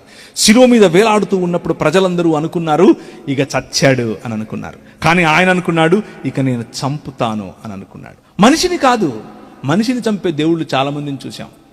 శూలాలు వేసుకుని, బల్లాలు వేసుకుని, కత్తులు వేసుకుని, బాంబులు వేసుకుని చాలా మంది వచ్చారు. అలా కాదు, ఈయన మనిషిని బ్రతికిస్తాడు, మనిషిని చంపే చావును చంపుతాడు, ఆ చావుకు కారణమైన పాపాన్ని చంపుతాడు. ఆయన మరణం కళ్ళలో కళ్ళు పెట్టి చూశాడు, రా అని పిలిచాడు. మరణం పరిగెట్టుకుంటూ వచ్చింది. ఎంతో మందిని నేను చంపాను, నిన్ను చంపేస్తాను అని అనుకుంది. మరణమా రా అని అన్నాడు. వచ్చిన మరణాన్ని ముళ్ళు విరిచినట్టు విరిచి పారేశాడు. 3వ దినాన తిరిగి లేస్తే ప్రజలందరూ చూసి నోరు మీద వేలేసుకున్నారు. మరియ పొద్దున్నే చూసి హా నా దేవా అని పిలిచింది, రబ్బుని అని పిలిచింది. ఎస్, నువ్వు నన్నే చూస్తున్నావు మరియా, నేను మరణాన్ని చంపేశాను అని అన్నాడు. క్రిస్మస్ అనంటే నువ్వు ఇంకెప్పుడు చనిపోవు అని చెప్పేటటువంటి తీపి కబురు. క్రిస్మస్ అనంటే నీ పైన రాజ్యం చేస్తున్నటువంటి చావు చచ్చిపోయింది, ఆ చావును చంపేటటువంటి రాజు పుట్టాడు అని చెప్పేటటువంటి తీపి కబురు ఈ క్రిస్మస్. ఈ క్రిస్మస్ అందుకు మనం చేసుకోవాలి. ఆ ముళ్ళు, మరణం అనేటటువంటి ముళ్ళు వెనుకున్నటువంటి శక్తి పాపం. ఆ పాపాన్ని ఆయన తీసి పారేశాడు. 3 విషయాలు చేశాడు. మొదటిది ఏం చేశాడని చెప్పాను? భూమి ఆకాశములను కలిపాడని చెప్పాను. రెండోది ఏం చేశాడని చెప్పాను? దేవుణ్ణి నరుణ్ణి కలిపాడని చెప్పాను, చక్కగా చెప్పారు. మూడోది ఏం చెప్పాను? ఒకే శరీరములో చావును జీవాన్ని కలిపాడు. ఇప్పుడు ఆయన తిరిగి లేచినటువంటి శరీరాన్ని చూపించి తాకండి అని అన్నాడు. ఒక ఆయన వచ్చాడు, నేను చూడాలి, నేను ఏలు పెట్టాలి అని అన్నాడు. రా ఏలు పెట్టన్నాడు. చూపిస్తే ఏలు పెట్టాడు, పక్కలో చేయి పెట్టాడు. హత్యాస్ము కహ కిర్యాస్ము, నా దేవా నా ప్రభువా అని అన్నాడు. అవును, yes, I am the king, నేనే రాజును. ఏ రాజును తెలుసా? అల్లాటప్ప రాజు కాదు, ఒక 50 ఏళ్ళు పరిపాలించి చచ్చిపోయే రాజు కాదు. నో, ఎప్పటికీ జీవించే రాజు. ఆయన శరీరములో మర్త్యమును అమర్త్యముతో కలిపాడు. చచ్చిపోయే శరీరాన్ని అమర్త్యముతో కలిపాడు. అలా కలిపి తిరిగి లేపినటువంటి ఈ మృతదేహాన్ని ఆయన తిరిగి లేపి మహిమదేహంగా చేశాడు. ఇప్పుడు కీర్తనల గ్రంథం 8 చదవండి. కీర్తనల గ్రంథం 8:3 నుంచి చదవాలి. దేవుడు యేసుక్రీస్తు ఈ లోకానికి ఎందుకు వచ్చాడు? ఏంటి ఆయన పని? ఇంకో మతం కట్టడానికి వచ్చాడు అనుకుంటున్నారా? కాదు. ఆయన రావడానికి గల కారణం కీర్తనల గ్రంథం మధ్యలో ఉంటుంది, బైబిల్ మధ్యలో ఉంటుంది. దానికి 8వ అధ్యాయం తీసి 3వ వచనం నుంచి చదవాలి. నీ చేతి పని అయిన నీ ఆకాశములను, నీవు కలుగ చేసిన చంద్ర నక్షత్రములను నేను చూడగా, మనుష్యుని జ్ఞాపకం చేసుకోవటానికి వాడు ఏ పాటివాడు? వాడికి అంత సీనుందా? వాడు మహా అయితే ఒక 70 ఏళ్ళకి 80 ఏళ్ళకి చచ్చిపోతాడు. వాడి గురించి నువ్వు ఎందుకు ఆలోచించుకుంటున్నావు? చదవమా. తర్వాత, నీవు నరపుత్రుణ్ణి దర్శించుటకు వాడే పాటివాడు? దేవుని కంటెను వాణ్ణి కొంచెం తక్కువగా చేసి మహిమ ప్రభావములతో వాడికి కిరీటమును చాలు మహిమ ముకుటమును ధరింపజేసినటువంటి మనిషి దేవుణ్ణి తిరస్కరించటం కారణం చేత మహిమను కోల్పోయాడు. ఏ భేదము లేదు, ప్రతి ఒక్కరూ మనుష్యులు దేవుడు అనుగ్రహించు మహిమను కోల్పోయారు. ఎప్పటికీ చనిపోనటువంటి ఈ శరీరాన్ని చావుకు లోనయ్యేలా చేశారు. కానీ మనిషే కావాలి ఇప్పుడు. ఆ మనిషే చావును చంపాలి. ఆ మనిషే మళ్ళీ ఈ జీవములోనికి మనం నడిపించాలి. ఆ మనిషే మళ్ళీ మనకు మహిమ ముకుటాన్ని ఇవ్వాలి. అంటే ఎప్పుడూ చనిపోనటువంటి కిరీటాన్ని పెట్టాలి. ఎవరో ఆ మనిషి? ఇంకెవరో కాదు, పురాతన కాలము మొదలుకొని శాశ్వత కాలము తన ప్రత్యక్షతలు చూపిస్తూ వస్తున్నటువంటి బెత్లెహేములో పుట్టినటువంటి మన రాజైన క్రీస్తు, యేసు క్రీస్తు. హల్లెలూయా. ఆ రాజు వచ్చాడు. గుమ్మములారా మీ తలలు పైకెత్తండి, మహిమ గల నీ రాజు ప్రవేశిస్తున్నాడు అని చెప్పినప్పుడు ఎవరి గురించి చెప్పారో తెలుసా? ఈ రాజు గురించే చెప్పారు. ఏ గుమ్మములో తెలుసా? మీ హృదయం అనే గుమ్మములో. ఈ రాజు ఇప్పుడు సింహాసనాసీనుడై కూర్చున్నాడు.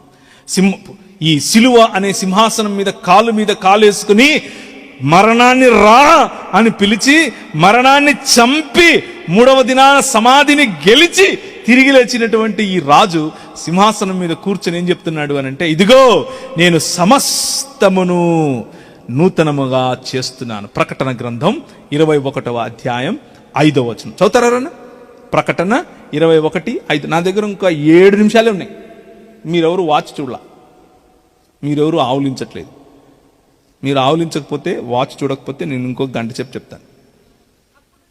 అప్పుడు సింహాసనమందును కూర్చున్నవాడు, ఇదిగో సమస్తమును నూతనమైనవిగా నేను చేయుచున్నాను అని చెప్పాడు. ఈ సింహాసనమందు కూర్చున్నవాడు ఇంకెవరో కాదు, మరణాన్ని జయించి తన తండ్రి అయిన దేవునికి ఈ ప్రపంచములో ఉన్న ప్రతి రాజ్యమును తన రాజ్యముగా చేసి బహుకరిస్తున్నటువంటి మన రాజు, the king of kings, the lord of lords, ప్రభువులకు ప్రభువు, రాజులకు రాజు.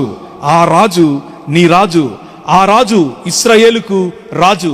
ఆ రాజు భారతదేశానికి రాజు. ఆ రాజు నీతికి రాజు. ఆ రాజు పరలోకానికి రాజు. ఆ రాజు, ఇదిగో నీ రాజు. ఆ రాజు, ఆ రాజు యొక్క మహిమను పొగడటానికి నా భాష సరిపోదు, నా భావం సరిపోదు, మన అనుభవం సరిపోదు. మనం నిజాయితీగా ఆయనను చూస్తే ఆయన ఎదుట సాగిలపడి మొక్కాల్సిందే. శక్తి కలిగినటువంటి రాజు, చనిపోయిన వారిని తిరిగి లేపేటటువంటి రాజు, కాళ్ళు చేతులు పడిన వారిని తాకి స్వస్థపరిచే రాజు. ఈరోజు కూర్చున్న వారిలో ఎవరికైనా ఏదైనా రోగం, ఏదైనా బలహీనత, ఏదైనా అప్పులు, ఏదైనా తిప్పలు, ఏదైనా ఇబ్బందులు, ఏదైనా మీ సమస్యలు ఉంటే ఈ రాజు చెప్తున్నాడు, ఐ యామ్ ద కింగ్, నేనే రాజును, నా దగ్గరికి రండి, నేను స్వస్థపరిచే రాజును. ఆయన దేవుని కుమారుడు, ఆయన పాపులకు రక్షకుడు, ఆయన పాపులకు స్నేహితుడు. ఈ రాజు పిలుస్తున్నాడు. ఒకవేళ మైకుల ద్వారా నువ్వు వింటూ ఉంటే ఈరోజు రాత్రి ఈ రాజు నీతో స్పష్టంగా మాట్లాడుతున్నాడు. ఈ రాజు నీతో మాట్లాడుతున్నది ఏమిటి అనంటే, ఈ జన్మించిన రాజు, ఈ క్రిస్మస్ జరుపుకుంటున్నటువంటి ఈ రాజు ఏం చెప్తున్నాడు నీతో అనంటే, ఈరోజు రాత్రి నీకు విడుదల, ఈరోజు రాత్రి నీకు స్వస్థత, ఈరోజు రాత్రి నీకు స్వాతంత్రం, ఈరోజు రాత్రి నీకు రక్షణ, ఈరోజు రాత్రి నీకు దేవునితో కలయిక. అయితే నువ్వు చేయాల్సింది కూడా ఒకటి ఉంది. ఆయన వచ్చేసాడు, ఆయన చేశాడు, ఆయన చేయాల్సింది సమస్తమును నూతన పరుస్తున్నాను అని అన్నాడు. 3 విషయాలను నూతన పరుస్తున్నాడు. ఈ 3 విషయాలు చెప్పి ముగిస్తాను. నా దగ్గర ఇంకెంత సమయం ఉందో తెలుసా? 6 నిమిషాలు ఉంది. 3 నిమిషాలు. 3 నూతన పరుస్తున్నాడు. 3 విషయాలు ఆల్రెడీ చెప్పాను. ఏం చెప్పాను? క్రిస్మస్ ఎందుకు చేసుకుంటున్నాం మనం? 1, భూమి ఆకాశములను కలపటం. 2, నరులను దేవునితో, దేవుని నరులతో కలపటం. 3, జీవమును మృత్యువుతో కలపటం, లేకపోతే మృతమైన మన శరీరాన్ని జీవముతో కలపటం. ఈ 3 మళ్ళీ ఇంకొక కోణంలో చెప్తాను. దేవుడు లేకపోతే ఈ క్రీస్తు సమస్తమును నూతన పరుస్తున్నాడని చెప్పానా? మొదటిగా ప్రపంచమును నూతన పరుస్తున్నాడు. ప్రపంచమంతటిలో ఉన్నటువంటి ఈ అంధకార సంబంధమైన దురాత్మ సమూహములు, మన మీద రాజ్యం ఏలుతున్నటువంటి, మనం ఏర్పరచుకున్నటువంటి వ్యవస్థలు, ఆ వ్యవస్థలను నూతన పరుస్తున్నాడు. ఇంతకుముందు కొందరి దగ్గరే ధనం అనేవాళ్ళు. ఈ రాజు వచ్చాడు, అందరికీ ధనం. ఇంతకుముందు కొందరి దగ్గరికే వైద్యం అనేవాళ్ళు. డబ్బులు ఉండాలి చాలా, లేకపోతే వైద్యం ఉండేది కాదు అనేవాళ్ళు. ఈ రాజు వచ్చాడు, నన్ను తాకితే చాలు అని అన్నాడు. ఒక ఆవిడ కొన్ని సంవత్సరాలు రక్తస్రావంతో బాధపడుతూ ఉంది. ఈ రాజును తాకిందంతే, స్వస్థపడింది. ఒక అమ్మాయి, నువ్వు లేచి నిలబడినా ఒకసారి, బ్లూ కలర్, ఎస్, ఈ అమ్మాయిని చూడండి, ఇంత వయసున్న అమ్మాయి, కూర్చో. ఆ అమ్మాయిని ఒకరోజు చనిపోయింది. అందరూ ఏడుస్తున్నారు, ఓ ఛాతీలు బాదుకుంటున్నారు. కానీ ప్రభు వచ్చాడు, ఆయన తలి తాకుమి అని అన్నాడు. లేచి కూర్చుంది, పనులు చేసుకుంటుంది, చక చక చక చక చక చక చక. అందరూ చూసి వారిని ఏడవటానికి కూడా సమయం లేదని ఇంటికి వెళ్ళిపోయారు. అది నీ రాజు. అంత మాత్రమే కాదు, ఈయనకు ఒక ఫ్రెండ్ ఉండేవాడు, ఆయన పేరు లాజరు. ఆయన చచ్చిపోయాడు. 3 రోజులు అయిపోయింది, కుళ్ళిపోతుంది శరీరం, వాసన వస్తుంది. ఆయన మమ్మీ సినిమా చూసారా మీరు? చూసే ఉంటారు, అంత చుట్టు ఉంటుంది కదా, అలా చుట్టి పెట్టారు. ఈయన వచ్చాడు. ఈయన వచ్చి ఆయన కొంచెం బాధపడి తన తండ్రి వైపుకు చూసి ఆయనకు కృతజ్ఞతలు చెప్పి, అంటే థ్యాంక్ యూ చెప్పి, లాజర్ రా అన్నాడు. రారా మన ఇద్దరం బయటికి వెళ్దాము అన్నాడు. వచ్చేసాడు రాజులు. అలా గుడ్డలలాగా చుట్టుకుని బయటకు వచ్చాడు. అందరూ పారిపోయారు. అమ్మో ఈడు దయ్యమవుతుంది అనుకున్నాడు. దయ్యం కాదు, మనిషి లేచి వచ్చాడు. సమస్తమును నూతన పరిచేటటువంటి రాజు నీ రాజు. ప్రపంచములను నూతన పరుస్తున్నాడు. 2వది, సమాజములను నూతన పరుస్తున్నాడు. ఏలూరులో, మీ ఊరు ఏలూరే కదా, ఏలూరుకి దగ్గర ఎంత దూరం? 30 కిలోమీటర్లు. లేదమ్మా 30 ఉందా? ఎంత? 20? సరే 20, సరే 30 వేసుకుందాం. ఆ మాటే కరెక్ట్. 30 కిలోమీటర్ల దూరంలో ఉన్నారు మీరు, అంతే, దగ్గరే, చాలా దూరం ఏం కాదు. ఈ ఊర్లో, మీ ఊర్లన్నీ కూడా ఒక జమీందారు కింద ఉండేవి, రావు బహదూర్ గారు. ఆ జమీందారు కింద ఈ ఊళ్ళన్నీ ఉండేవి. ఆయనకు ఒక భార్య ఉండేది. ఆవిడ కడుపుతో ఉంది, కానీ అస్వస్థతతో ఉంది. అంటే రోగం, ఏదో తెలియని రోగం. బిడ్డ పుడతాడో లేదో. ఈ రాజుకు ఇన్ని సంవత్సరాలు అయిపోయింది కానీ కొడుకులు లేరు. కొడుకు కావాలి, బిడ్డ కావాలి ఏదో ఒక రకంగా. కానీ రాణి మాత్రం ఏమైంది, చచ్చిపోతుందేమో అని అనుకుంటున్నాడు. అప్పుడు ఈయన ఎతుకుతున్నాడు ఎవరైనా కనిపిస్తారా అని. వైద్యుల దగ్గరికి వెళ్ళాడు. చాలామంది వైద్యుల దగ్గరికి వెళ్ళారు. అందరూ మంత్రించారు, చూశారు, చెప్పారు. ఏమని చెప్పారంటే కాదండి, అయిపోద్దండి ఇది అని చెప్పారు. మరి ఎలా అని ఆలోచిస్తున్నాడు. దేవుడు, నీ రాజు, ఇంతవరకు ఏ రాజు గురించి అయితే నేను చెప్పానో ఆ రాజు అంతకంటే ముందే అక్కడెక్కడో అమెరికా దేశంలో ఉన్న ఒక ఆమెతో మాట్లాడాడు. నువ్వు తెలుగు ప్రజల మధ్యకి వెళ్ళాలి, ఏలూరుకి వెళ్ళాలి, విజయవాడకి వెళ్ళాలి అన్నాడు. ఆమెకు అసలు విజయవాడ ఎక్కడుంది, ఏలూరు ఎక్కడుంది ఏం తెలీదు. కానీ ఈ రాజు చెప్పాడు నువ్వు వెళ్ళాలని. ఓ వెళ్ళాలా అని చెప్పి సరే అని ఆమె తయారైంది. కానీ ఇక్కడికి తీసుకొని రావటానికి అప్పట్లో బ్రిటిష్ ప్రభుత్వం ఉండేది. బ్రిటిష్ ప్రభుత్వం వాళ్ళు అన్నారు, నువ్వు రావటానికి వీల్లేదు, మిషనరీలుగా ఇక్కడికి ఎవరికి స్థలం లేదు అని అన్నారు. సరే నేను టీచర్గా వస్తాను అని అంది. ఇక్కడ ఉన్నటువంటి లూథరన్ సంఘానికి చెందినటువంటి వాళ్ళు, సరే నువ్వు రా, నువ్వు వచ్చి ఇక్కడ జనానా మిషన్ అంటే ఆడవాళ్లకు చదువు చెప్పడం కోసం రా అని అన్నారు. సరే అని చెప్పి ఆమె ఆడవాళ్లకు చదువు చెప్పడం కోసం వచ్చింది. అలా చదువు చెప్తే క్రమంలో ఈ జమీందార్ గారు అనగా రావు బహదూర్ గారితో కూడా కలిసింది. రావు బహదూర్ గారు ఈమె డాక్టర్ అని తెలుసుకున్నాడు. ఏమ్మా నువ్వు డాక్టరా, మా ఆవిడికి సాయం చేయొచ్చుగా. సరే వస్తాను అని చెప్పి ప్రతిరోజు సాయంత్రం వెళ్ళి ఆమెను చూసేది. ఆమె రోజు ఇంటికి వెళ్ళటం, ఇంటికి వెళ్ళిన తర్వాత వాళ్ళ ఇంటికి వెళ్ళి వెనక్కి వచ్చేటప్పుడు ఆమె తెల్లటి బట్టలు వేసుకుంటారు కదా, డాక్టర్లు ఎలాంటి బట్టలు వేసుకుంటారు, తెల్లకోట వేసుకుంటారు కదా, ఆ తెల్లటి బట్టల మీద వెనకల పసుపు మరకలు కనిపించేవి. ఏంటబ్బా ఇది, ఎక్కడి నుంచి పసుపు వస్తుంది అని చెప్పి ఒక వారం తర్వాత ఇంటికి బయటికి రావడానికి ముందు అలా వెనక్కి తిరిగి చూసింది. చూడంగానే మ్లేచ్ఛ జాతికి చెందినటువంటి అంటే అంటరాని జాతికి చెందినటువంటి ఒక స్త్రీ మన ఇంటికి వచ్చింది అని చెప్పి ఈ రాజు ఇంటికి చెందిన వాళ్ళు పసుపు నీళ్లు చల్లుతున్నారు. పసుపు నీళ్లు ఎందుకు? ఎవరినో తాకద్దు, ఎవరినో ముట్టద్దు, వీరు ఫలానా, వీరు ఫలానా, వీరు ఫలానా కులం, వీరు ఫలానా జాతి, వీరిని తాకద్దు, వీరు ముట్టద్దు అన్నటువంటి ప్రపంచంలో ఉన్నటువంటి ఒక దుర్వ్యవస్థ. ఆ వ్యవస్థ కింద బ్రతికినటువంటి వాళ్ళమే మనందరం అదే. కానీ ఆమె అవమానాన్ని తీసుకుని అవమానాన్ని భరించి ఆమె అన్నది, నా రాజు నాకేం చెప్పాడో తెలుసా, ప్రతి మనిషి దేవుని స్వరూపము, దేవుని పోలిక. ఇప్పుడు నీ పక్కన ఉన్న వాళ్ళకి చెప్పు, ఏమని చెప్పాలంటే నువ్వు దేవుని స్వరూపము, నువ్వు దేవుని పోలిక అని చెప్పండి పర్వాలేదు.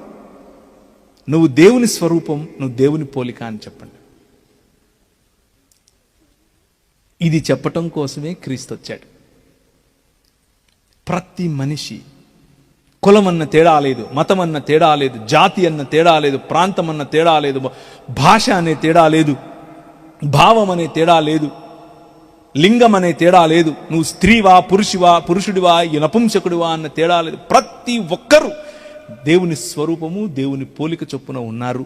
కాబట్టే ఆ మంది నో ప్రాబ్లం, మీరు పసుపు నీళ్ళు చల్లినా పర్వాలేదు, నేను ఈమెను ప్రేమిస్తున్నాను అని చెప్పి ఆమెకు సహాయం చేసింది. పండంటి బిడ్డ పుట్టాడు. మొట్టమొదటి ఈ మొత్తం భారతదేశంలో ఉన్నటువంటి ప్రసూతి అంటే పిల్లలు కనటానికి కావలసినటువంటి ప్రసూతి ఆసుపత్రి మన గుంటూరులో కూగ్లర్ గారు కట్టారు చూసారా, అది మీ ఊరు జమీందారు గారు ఇచ్చినటువంటి 50 పడకల ఆసుపత్రి. సమాజములను బాగు చేయటానికి 66 పుస్తకాలు ఉన్నటువంటి బైబిల్ గ్రంథాన్ని ఇచ్చి ఆయన పంపించాడు. సమస్తాన్ని నూతన పరుస్తున్నారని చెప్పాడా, సమాజములను నూతనపరిచాడు. ఆ రోజుల్లో మనకు తిండికి హక్కు ఉండేది కాదు, ఆ రోజుల్లో మనకు కూర్చోవటానికి హక్కు ఉండేది కాదు, ఆ రోజుల్లో మనకు బట్టలు వేసుకోవటానికి హక్కు ఉండేది కాదు. బట్టలు వేసుకుంటే మనల్ని పన్ను కట్టుమని అడిగేవాళ్ళు. మన ఆడవాళ్లకు వాళ్ళ స్థనాలు కనిపించేలా తిరగాలి. ఎందుకు అంటే వాళ్ళ స్థనాలు ఎంత బరువు ఉన్నాయో చూసి దానికి వాళ్ళు పన్ను కట్టుమని ఈ ప్రపంచంలో, ఈ దేశంలో ఉన్నటువంటి ప్రభుత్వాలు అడిగేవి. మనం రవికలు వేసుకుంటే అది ఒక అవమానంగా వాళ్ళు భావించారు. కానీ క్రైస్తవ భావజాలం, ఈ రాజు ఉన్నాడు చూసారా, సమస్తాన్ని నూతన పరుస్తున్నాడు అని చెప్పని ఆ రాజు మనకు వేసుకోండి, బట్టలు వేసుకోండి అని రవికలు పంచాడు. అందరికీ చదువు అని చెప్పి అందరికీ చదువు చెప్పాడు. ఈరోజు ఎంతమంది మీరు స్కూల్కి వెళ్తున్నారు చేతండి. దానికి కారణం ఈ రాజే. అందరికీ చదువు ఈ రాజు పుట్టుక కారణం చేత వచ్చింది. అందరికీ బట్టలు ఈ రాజు పుట్టుక కారణం చేత వచ్చింది. మీ ఊరికి రైలు ఈ రాజు పుట్టిన కారణం చేత వచ్చింది. పోస్ట్ ఆఫీస్ ఇదిగో ఈ రాజు పుట్టాడు కాబట్టి వచ్చింది. మీరు పుస్తకాలు ఉన్నాయా మీ చేతిలో? అవి ఎందుకు వచ్చాయి అనుకుంటున్నారు? ఈ రాజే ముద్రించి పంపించాడు. ఈ రాజు పుట్టకపోతే ఆ ముద్రణ వచ్చేది కాదు. ఈ రాజు పుట్టకపోతే మీరు పెట్టుకునే కళ్ళద్దాలు ఉండేవి కాదు. ఈ రాజు పుట్టకపోతే ఈ మైక్రోఫోన్ వచ్చేది కాదు. మ్యాగ్నవాక్స్ దీని పేరు. మైక్రోఫోన్ కాదు, మ్యాగ్నవాక్స్. మ్యాగ్నవాక్స్ అని ఎందుకు పిలిచారు అని అంటే ఈ రాజును గురించి ప్రకటించడానికి ఒక ఆయనకు కలబడింది. కలబడి ఆ కల ప్రకారం చేస్తే ఇది మ్యాగ్నవాక్స్ వచ్చింది. అందుకని దాని పేరు మ్యాగ్నవాక్స్ అని పెట్టాడు. మీ ఇష్టం వచ్చిన టెక్నాలజీ తీసుకోండి. మీరు వాడుతున్న కెమెరా, మీరు వాడుతున్న ఫోన్, మీ ప్రతి ఒక్కటి ఈ రాజు మీకు పెట్టిన భిక్ష. ప్రపంచములను ఆయన నూతనపరుస్తున్నాడు. మూడవది, మొదటిది సృష్టిని నూతనపరిచాడు. రెండవది సమాజములను నూతనపరిచాడు. మూడవది ఈ సమాజములను నూతనపరచడంలో మన పిల్లలకు 12 ఏళ్లకు మించకుండా పెళ్లి చేయాలి అని ఈ లోకం చెబుతూ ఉంటే నో, ఆడపిల్లలు చదువుకోవాలి. శారదా యాక్ట్ మనమే ప్రవేశపెట్టాం. దాని కారణంగానే మన ఆడపిల్లలు ఈరోజు చదువుకుంటున్నారు. ఈ రాజు పంపగా వచ్చినటువంటి చట్టం అది. ప్రతి ఒక్క సంస్కరణ ఈ ప్రపంచంలో జరిగింది ఈ రాజు నేర్పగా వచ్చిన సంస్కరణే. అది క్రిస్మస్. దానివల్లనే మీ పిల్లలు చదువుకుంటున్నారు. దానివల్లే మీ పిల్లలు విదేశాలకు వెళ్తున్నారు. మూడవదిగా, ఆఖరిగా, చాలా ముఖ్యమైనదిగా, నా సమయం అయిపోయింది, ఆయన మిమ్మల్ని నూతనపరుస్తున్నాడు వ్యక్తిగతంగా. ఈరోజు రాత్రి మైక్ ద్వారా నువ్వు వింటూ ఉంటే, ఇక్కడ కూర్చొని ఉంటే, నూతనపరచబడటానికి నువ్వు సిద్ధమేనా అన్నది ప్రశ్న. హృదయం అనే నీ గుమ్మాన్ని నువ్వు ఎత్తకపోతే ఆయన నీలోకి ప్రవేశింపడు. హృదయం అనే నీ గుమ్మం ఎత్తటం అనంటే అర్థం ఏమిటి అనంటే, అక్కడెక్కడో బెత్లెహేములో పుట్టాడు అని నమ్మితే సరిపోదు. నీ హృదయంలో ఆయన రాజుగా ఏలాలి. నీ జీవితాన్ని ఆయన రాజుగా ఏలాలి. అప్పుడు నీ జీవితం మారుతుంది. నీ అప్పులు తీరతాయి, నీ రోగములు పోతాయి, నీ చావు చస్తుంది. ఎప్పటికీ చనిపోని జీవితాన్ని ఆయన ఇవ్వటానికి సిద్ధం. నీ శరీరం ఎప్పటికీ ఏ కరోనాకు, ఏ బ్యాక్టీరియాకు లోను కానటువంటి శరీరం నీకు ఇవ్వటానికి ఆయన సిద్ధం. నువ్వు చేయాల్సింది ఒకటే, ఏంటంటే ఈ క్రిస్మస్, నిజమైన క్రిస్మస్ జరుపుకోవటానికి ఆయనని హృదయంలోనికి ఆహ్వానించాలి. ఇంటిపైన స్టార్ పెడితే సరిపోదు. నీ హృదయంలో ఆయన రాజుగా ప్రవేశించాలి. కులం విడిచిపెట్టాలి, మతం విడిచిపెట్టాలి. క్రైస్తవ మతమైనా సరే విడిచిపెట్టాలి. నీ పరువు, ప్రతిష్ట, డబ్బు, అందం, గర్వం, నీకున్నటువంటి ఇగో విడిచిపెట్టాలి. అది విడిచిపెట్టకుండా క్రీస్తు కావాలి అని అంటే ఆయన రాడు. ఆయన నీపై రాజ్యం ఏలడు. ఆయన నీపై రాజ్యం ఏలాలి అనంటే, ఆయన రాజ్యంలో నువ్వు తలగా ఉండాలి అనంటే, సుభిక్షతగా ఉండాలి అనంటే, ఎప్పటికీ చనిపోయినటువంటి శరీరాన్ని కలిగి ఉండాలి అనంటే, ఇదిగో ఈ బంధకాలు విడిచిపెట్టాలి. చివరిగా ఒక్క మాట చదివి నేను ముగిస్తాను. తీయండి 61వ అధ్యాయం యెషయా గ్రంథం. యెషయా గ్రంథం 61వ అధ్యాయం 1 నుంచి చదవండి. ఎవరైనా సరే తెలుగులో చక్కగా చదవగలిగేవారు యెషయా గ్రంథం 61వ అధ్యాయం. ప్రభువగు యెహోవా ఆత్మ నా మీదికి వచ్చెను, దీనులకు సువర్తమానము ప్రకటించుటకును యెహోవా నన్ను అభిషేకించెను, నలిగిన హృదయము గల వారిని దృఢపరచుటకును, చెరలోనున్న వారికి విడుదలను, బంధింపబడిన వారికి విముక్తిని ప్రకటించుటకును, యెహోవా హితవత్సరమును మన దేవుని ప్రతిదండన దినమును ప్రకటించుటకును, దుఃఖాక్రాంతులందరికీ ఓదార్చుటకును, సియోనులో దుఃఖించు వారి ఉల్లాస వస్త్రములు ధరింపజేయుటకును, బూడిదకు ప్రతిగా పూదండను, దుఃఖమునకు ప్రతిగా ఆనంద తైలమును, భారభరితమైన ఆత్మకు ప్రతిగా స్తుతి వస్త్రమును వారికిచ్చుటకు ఆయన నన్ను పంపియున్నాడు. యెహోవా తన్ను మహిమపరుచుకున్నట్లు నీతి అను మస్తక వృక్షములనియు యెహోవా నాటిన చెట్లనియు వారికి పేరు పెట్టబడును. చాలా కాలము నుండి పాడుగా ఉన్న స్థలములను వారు కడతారు, పూర్వమున పాడైన స్థలమును కడతారు. పాడైన పట్టణములు నూతనముగా స్థాపించబడతాయి. తరతరముల నుండి శిథిలమై ఉన్న పురములను బాగు చేస్తారు. అన్యులు నిలబడి మీ మందలను మేపుతారు. పరదేశులు మీకు వ్యవసాయులుగా మీ ద్రాక్ష తోటలను కాపరిగా కాలుస్తారు. యెహోవాకు యాజకులుగా మీరుంటారు. ఇది ఆయన చేస్తున్నటువంటి వాగ్దానం. ఆయన వచ్చిందే దీనుల కోసం, ఆయన వచ్చిందే చెరలో ఉన్న వారి కోసం, ఆయన వచ్చిందే బడుగు బలహీన వర్గాల కోసం. నువ్వు దుఃఖపడుతూ ఉంటే నీకు ఆనంద తైలం, నీవు ఒంటరిగా ఉంటే నీకు స్తుతి వస్త్రం ధరింప చేయటానికి, నీ భర్త చేత నువ్వు తృణీకరింపబడి ఉంటే నీకు ఉల్లాస వస్త్రములు ఇవ్వటానికి, నీ భార్య చేత నువ్వు అవమానింపబడుతూ ఉంటే నీ ఇంట్లో శాంతి సమాధానములు ఇవ్వటానికి, నీ శరీరములో నీకు రోగం ఉంటే స్వస్థతనిచ్చి నిన్ను నిలబడటానికి ఆయన క్రిస్మస్ అనే దినాన వచ్చాడు. హల్లెలూయా. నీ మధ్య వచ్చినటువంటి ఆ రాజును నువ్వు కేవలం ఏదో వచ్చాడు మతం కట్టాడు అని అనుకుంటే అందరిలో నువ్వు ఒకడు అవుతావు. రాజు అని నువ్వు ఆయనను ఆహ్వానిస్తే నీ జీవితాన్ని ఆయన మార్చేస్తాడు. ఒక ఆమె ఆవులించింది. తలలుంచుకోండి, ప్రార్థించుకుందాం. తలలుంచుకుంటే ప్రార్థించుకుని ప్రభు వైపుకు చూద్దాం.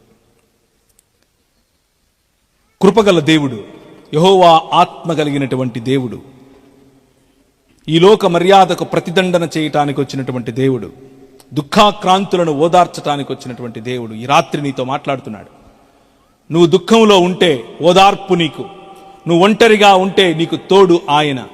ఈ రాజు ప్రేమ నీకు అందుబాటులో ఉంది. ఒకవేళ నువ్వు మైకుల ద్వారా వింటూ ఉంటే చుట్టుపక్కల ఉన్నటువంటి వారు అంధకార సంబంధమైన దురాత్మ సమూహముల చేత చిక్కబడి ఉంటే, నువ్వు ఎంత కష్టపడినా నువ్వు ఇంకా నీకు విడుదల రాలేదు అన్నటువంటి ఘోష నీలో వినబడుతూ ఉంటే, ఈరోజు రాత్రి ఈ రాజు పిలుస్తున్నాడు, నా వద్దకు రా, నన్నొక్కసారి ప్రయత్నించి చూడు, నన్నొక్కసారి నీ జీవితంలోనికి ఆహ్వానించి చూడు. నీ కులాన్ని విడిచిపెట్టి, మతాన్ని విడిచిపెట్టి, నీ విగ్రహములను విడిచిపెట్టి, లోక సంబంధమైన దురాత్మ సమూహములను విడిచిపెట్టి, నీ పరువును, నీ ప్రతిష్టను, నీ అందాన్ని, నీ ధనాన్ని, నీ సమాజాన్ని, వీటన్నిటినీ మించి నాకు గనక నువ్వు తావిస్తే నీ జీవితంలో ఎప్పటికీ చావనటువంటి జీవితం, ఎప్పటికీ ఏ చావుకు లోను కానటువంటి నీకు శరీరం, భూమి ఆకాశముల కలయిక అనేటటువంటి దేవుని సన్నిధి అన్న పరలోకం నీకు ఇవ్వటానికి ఆయన సిద్ధం. ఆయన నీ మధ్య ఉన్నాడు, నీతో మాట్లాడుతున్నాడు, నిన్ను పిలుస్తున్నాడు. ఇంకా ఎన్ని రోజులు దూరంగా ఉంటావు? ఇంకా ఎన్ని రోజులు ఈ రాజుకు దూరంగా ఉంటావు? ఇంకా ఎన్ని రోజులు, కొద్ది రోజుల తర్వాత వస్తానులే, కొద్ది రోజుల తర్వాత ఆయనను వెంబడిస్తానులే అంటావు? ఈ రాత్రి నువ్వు నిర్ణయం తీసుకుంటే నిన్ను వాడుకోవటానికి ఈ రాజు సిద్ధం. నిర్ణయం తీసుకుని ఈ రాజుకు, ఈ రాజు యొక్క అనుచరుడిగా, ఈ రాజు చెప్పినటువంటి వ్యవస్థలో బ్రతకటానికి సిద్ధపడితే నీ జీవితం రంగులమయం, జీవపుమయం, వేడుకగా నీ జీవితం ఉంటుంది. యేసు నామమున ప్రార్థిస్తున్నాము తండ్రి.